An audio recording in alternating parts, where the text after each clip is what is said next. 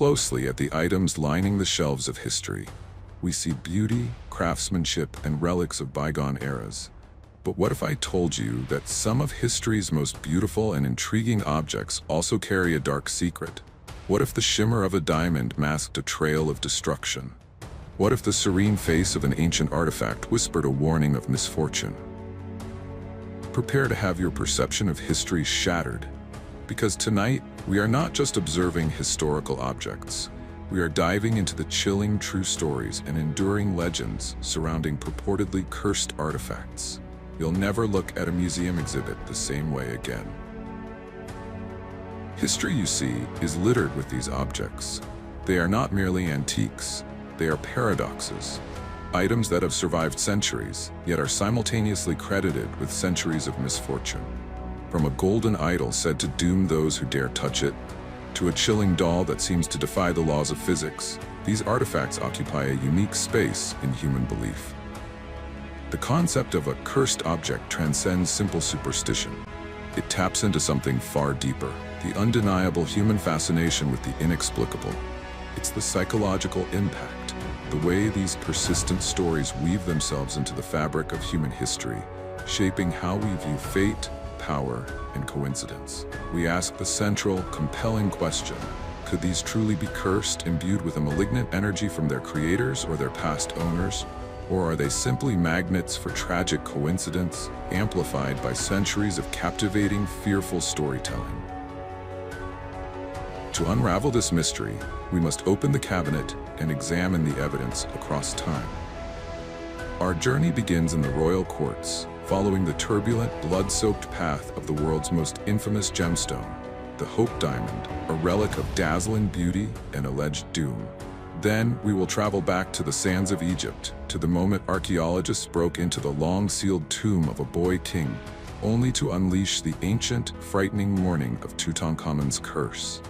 We will also confront a more modern terror, examining how a simple Raggedy Ann doll became a global symbol of demonic possession, and the terrifying centerpiece of modern urban legend, Annabelle the doll. This is a search for truth within the legend, a deep dive into the objects that history says should have been left alone.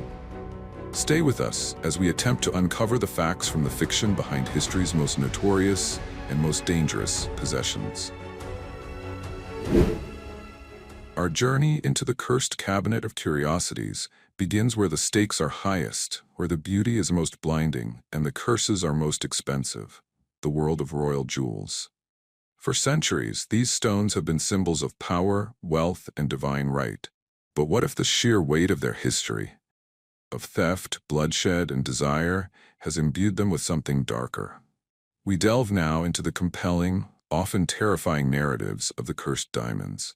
Objects that promised endless brilliance but delivered endless misfortune. Our prime example is the legendary Hope Diamond, dazzling, flawless, and possessing a deep, otherworldly blue hue. It is one of the most famous and photographed jewels in the world. But beneath that stunning 45.52-carat surface lies a legacy of despair that spans 3 continents and 3 centuries. The story begins in the 17th century in India, where the original stone, known as the Tavernier Blue, was allegedly stolen from a statue of the Hindu goddess Sita. The act of sacrilege, according to legend, was the genesis of the curse. From that moment, a chilling pattern began to emerge. The diamond eventually found its way into the hands of King Louis XIV of France. It was recut and renamed the Blue Diamond of the Crown. But the luck of the French monarchy soon soured. Louis's successor, Louis XV, died of smallpox. Then came Louis XVI and his legendary queen, Marie Antoinette, both of whom wore the stone before meeting their brutal end at the guillotine during the French Revolution. The stone disappeared during the revolutionary turmoil, only to resurface decades later, recut and renamed the Hope Diamond after its new owner, Henry Hope. But the curse followed its path. The next major owner was Evelyn Walsh McLean, a flamboyant American mining heiress. She was told of the curse but famously dismissed it, even draping the diamond around her dog's neck for a photograph, challenging fate itself. McLean's ownership was a slow, agonizing tragedy. Her son was killed in a car crash. Her daughter committed suicide. Her husband was declared insane and died in an asylum. Evelyn herself became addicted to drugs and died in 1947. She lost everything but the diamond itself. The alleged victims of the Hope Diamond number in the dozens: theft, madness, suicide, and execution. Coincidence? Or the predictable outcome of centuries of intense greed and high-stakes power? Either way, the stone remains in the Smithsonian, a silent, beautiful witness to human folly. But the Hope Diamond is not alone in its grim reputation. It has a spiritual sibling, a sister stone of darkness, the Black Orlov Diamond. This jewel is utterly unique, a massive, 67.5-carat cushion-cut black diamond, often referred to as a fabled eye of Brahma. Like the Hope, its origins are murky and allegedly sacrilegious. The story claims the original uncut stone was pried out of the eye of a sacred statue of the Hindu god Brahma in Pondicherry, India, in the early 19th century. And just like the Hope, theft led directly to tragedy. The monk who committed the act of desecration was reportedly murdered. From there, the diamond was taken to Russia and into the possession of Princess Nadia Vigin Orlov, hence the name Black Orlov. Not long after, in 1947, the princess was reportedly so consumed by despair that she jumped to her death from a tall building in Rome. The curse, it seemed, was specific and swift for its female owners. Only a month earlier, another Russian noblewoman who had owned the diamond, Princess Leonila Galitzine-Baryatinsky, reportedly committed suicide in the same manner. The diamond, through subsequent owners, continued its trail of destruction until a gem dealer named Charles F. Winson acquired it. He was supposedly so convinced of the stone's malignant power that he had it dramatically recut into 3 separate pieces, hoping to diffuse the curse and break the cycle of suicide and misfortune. The question here shifts. Did the recutting work? The Black Orlov exists today, a stunning dark centerpiece. But its mere existence serves as a powerful reminder of the terrible price that some are willing to pay for ownership of such singular beauty. These 2 jewels represent the ultimate conundrum of the cursed artifact. They are breathtakingly beautiful, attracting the most ambitious and powerful people in history. But ambition, greed, and high-stakes wealth are inherently dangerous pursuits. Was it the stone that cursed them? Or did the very environment of ruthless power surrounding the stone ensure a tragic end for its owners? Either way, these diamonds stand as glittering monuments to human desire, warning us that some treasures may simply be too expensive to own. We leave the opulent modern turmoil of royal courts and step back thousands of years. We move from the curse of greed to the curse of sacrilege, the vengeance of those whose eternal rest was violently disturbed. In this section, we confront artifacts tied not to a single wealthy owner, but to the colossal power of ancient gods and long-dead royalty. Our focus shifts to the dust, the tombs, and the temples, where objects were meant to be held sacred, locked away from mortal hands. But as we know, humanity's hunger for discovery and treasure rarely respects a boundary. The year is 1922. The world watches with bated breath as archaeologist Howard Carter, funded by Lord Carnarvon, breaks through the final sealed doorway to the tomb of Tutankhamun, the boy king. Carter famously peered through the breach and was asked, "Can you see anything?" He replied, "Yes, wonderful things." And wonderful they were. Gold, jewels, statues, an unparalleled treasure trove untouched for over 3,000 years. But alongside the treasure, ancient warnings were allegedly found. Warnings carved into the stone, promising swift death to any who dared to disturb the pharaoh's slumber. The first tragedy struck swiftly. Less than 6 months after the tomb's opening, Lord Carnarvon, the expedition's financier, died suddenly. The official cause was an infected mosquito bite that led to blood poisoning. But the legend exploded around the globe. The pharaoh's curse had claimed its first victim. The story only deepened. Allegedly, at the exact moment of Carnarvon's death, all the lights in Cairo inexplicably went out. And back in England, Carnarvon's dog, Susie, let out a mournful howl and suddenly dropped dead. The list of victims grew. Carnarvon's brother, the radiologist who x-rayed the mummy, Carter's secretary, all met untimely or unexpected ends. Over a decade, more than 24 individuals connected to the excavation perished. But let's apply the investigator's lens. Is this a supernatural curse or sensationalism meeting science? Many key figures, including Howard Carter himself, lived for many years after the discovery. Medical experts suggest that the environment of a sealed tomb after millennia is a perfect breeding ground for highly toxic mold, spores, and bacteria, which could have easily caused the respiratory illnesses and blood infections that claimed several lives. Yet, even with these rational explanations, the narrative of a sleeping pharaoh protecting his treasures remains far more compelling. The wonderful things came with a terrifying price tag. From the Egyptian desert, we travel back to India for a lesser-known but equally unsettling tale, the Delhi Purple Sapphire. And I should clarify, it's not actually a sapphire, it's an amethyst, but its reputation is entirely sapphire-sized. This jewel's history is steeped in violence. It was purportedly stolen from the loot of the infamous Indian Mutiny of 1857, taken from the temple of the god Indra. It was then brought to England by Colonel W. Ferris.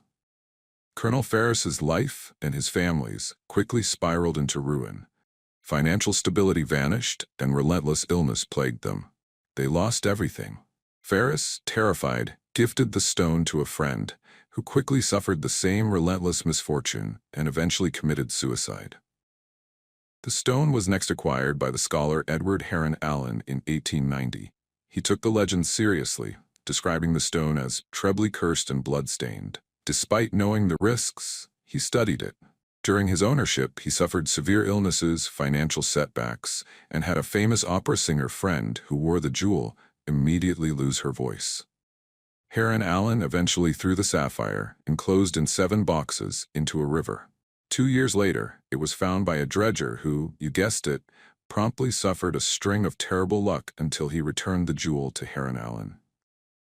Convinced of its malignant power, Heron Allen finally sealed the jewel in 3 more locked boxes, wrapped it in protective charms, and placed a specific warning.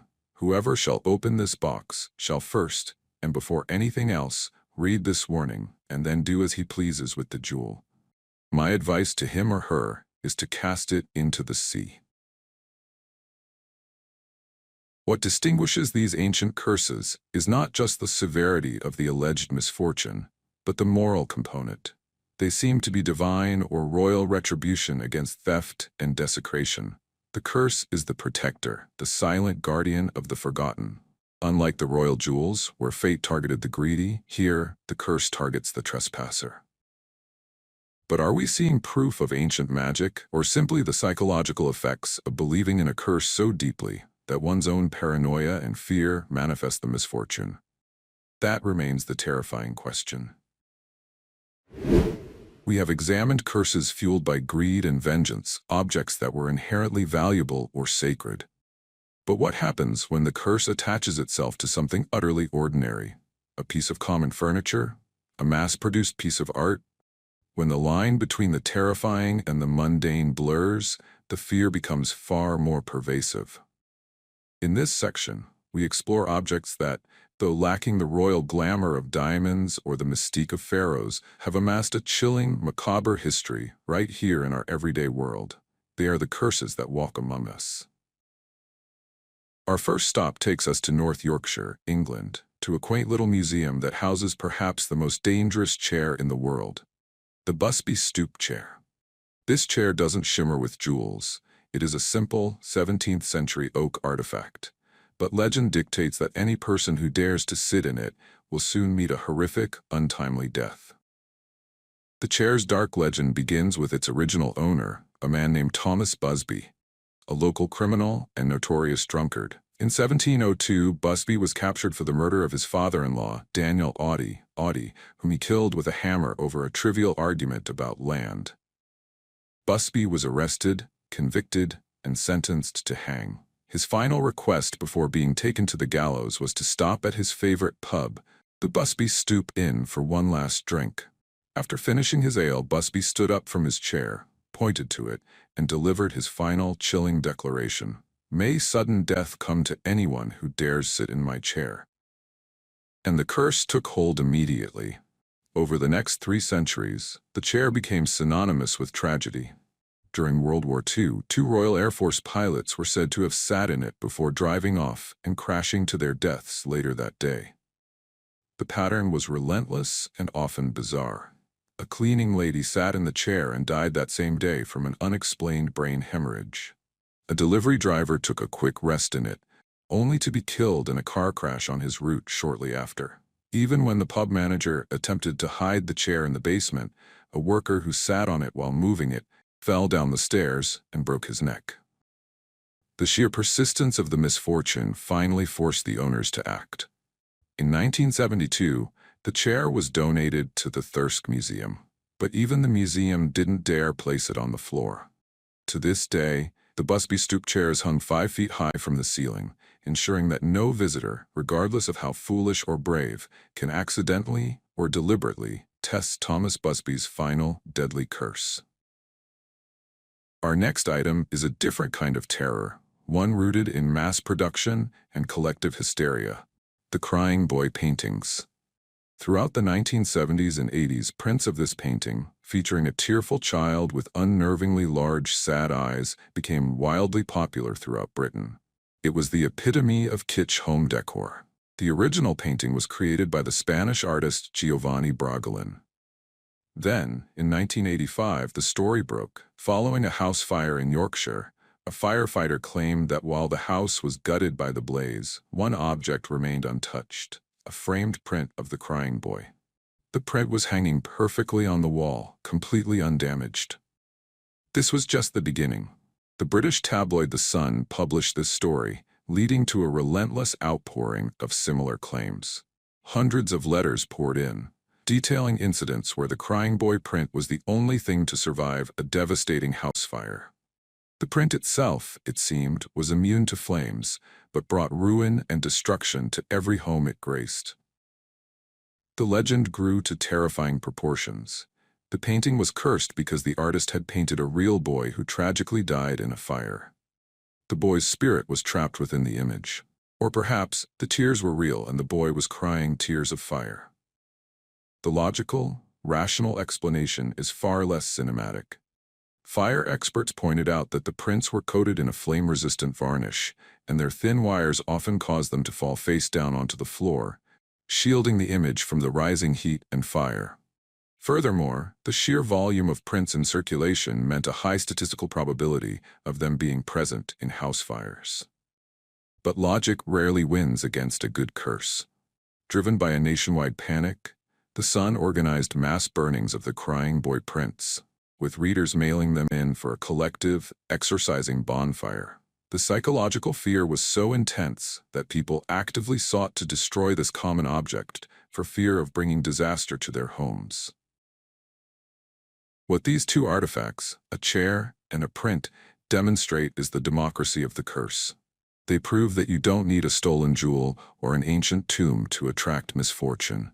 Sometimes all you need is a moment of rage, a dying curse, or a potent piece of visual symbolism that taps into humanity's deepest, most primal fear: the destruction of the home. The power lies not in the object's materials, but in the story we collectively agree to tell about it. We have traveled from the pharaohs to the pubs, from ancient vengeance to contemporary terror. But the concept of the cursed object didn't die with the advent of science or skepticism. In fact, the modern age has provided fertile ground for curses to flourish, transformed by mass media, popular culture, and a collective need for a good scare. The modern curse is often less about a king's retribution and more about a dark entity or demon attached to an object, amplified and cemented into our consciousness through movies and folklore. This is where the lines between reality, legend, and highly profitable entertainment truly begin to blur. The quintessential modern cursed artifact is not a jewel or a piece of ancient art, but a simple, mass-produced toy: Annabelle the doll. This case is critical because it shows how a curse can be created and maintained by belief and by media. The story begins in the 1970s with a nursing student who allegedly received the doll as a gift. The doll, a harmless-looking Raggedy Ann, soon began to display strange, unsettling behaviors, moving on its own, appearing in different rooms, and leaving cryptic, unsettling notes. The terror escalated until the help of famous paranormal investigators Ed and Lorraine Warren was sought. Their conclusion was definitive and terrifying. The doll was not possessed by the spirit of a little girl, as initially thought, but was being manipulated by a malevolent, demonic entity attempting to possess a human host. The Warrens took the doll and encased it in a protective wooden box at their museum in Monroe, Connecticut, complete with specific warnings and Catholic blessings. The legend was cemented. Annabelle became a global phenomenon, not because of its original looks, but because of the massive horror film franchise it inspired. The power of the Annabelle curse lies in its cultural pervasiveness. It moved from a niche story among paranormal enthusiasts to a universal symbol of evil. But the rational observer must ask, is the doll truly demonic, or is the persistent fear of it a result of excellent, terrifying storytelling that has convinced millions of its power? This leads us to the heart of the matter, the psychology of the curse. Why do we, as rational beings, continue to believe in misfortune attached to inanimate objects? The answer often lies in the architecture of the human brain. First, there is confirmation bias. Once we label an object as cursed, we only remember the bad things that happen. Did you have a bad cold after buying the artifact? You blame the curse. Did you win the lottery? You forget the curse. We seek out and remember information that confirms our pre-existing belief, and filter out everything that contradicts it. Second, and perhaps more powerfully, is the nocebo effect. This is the negative twin of the placebo effect. If you believe an object will harm you, the expectation of harm can literally manifest as harm. Fear triggers anxiety. Anxiety triggers elevated heart rates, stress hormones, and compromised judgment. If you are terrified of the Busby stoop chair, you are more likely to be distracted, clumsy, or irrational, increasing the chances of a real-world accident. Consider the wealthy owners of the Hope Diamond. They already lived high-risk lives filled with enemies and political intrigue. When misfortune struck, it was an easy, dramatic narrative to blame the stone, rather than their own reckless lifestyle. The curse became the perfect, tragic scapegoat. So, in the modern age, the curse is weaponized by the media and amplified by our own minds. The real magic, or the real danger, is not the object itself, but the enduring human belief in its malignant power.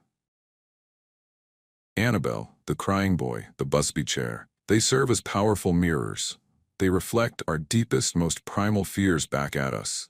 They prove that a curse no longer needs to be ancient or valuable. It only needs to be a compelling, terrifying story that we are willing to carry forward.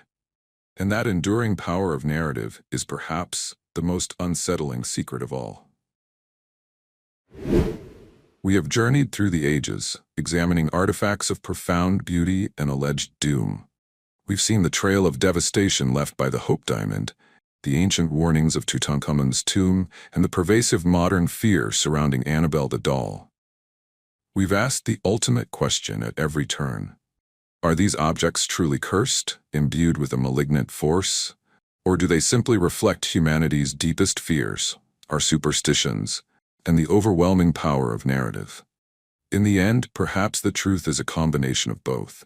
While science can explain the toxic spores in a tomb or the confirmation bias behind a tragedy, it struggles to account for the sheer persistence and precision of these misfortunes across centuries. The real power of the curse, therefore, is not a supernatural spell. It is the human element. It is the belief that grants the object its power, turning a simple stone or a doll into a convenient, tragic scapegoat for the chaos and random suffering of the world. These artifacts are not just historical relics. They are vessels of human storytelling. They are monuments to our fear of the unknown, our deep respect for the sacred, and our fascination with the thin line between coincidence and destiny. So, what does this cabinet of curiosities mean to you? When you look at an old heirloom or a museum exhibit, how will you view it now? We covered some of the world's most infamous cursed objects, but countless local legends remain untold. We want to hear them. What historical object in your town or family do you believe holds a curse? Share your theories and stories in the comments below. If you enjoyed unraveling these mysteries with us and appreciate the power of these legends, please like this video and subscribe for more deep dives into the hidden, terrifying corners of history. Thank you for opening the cabinet with us.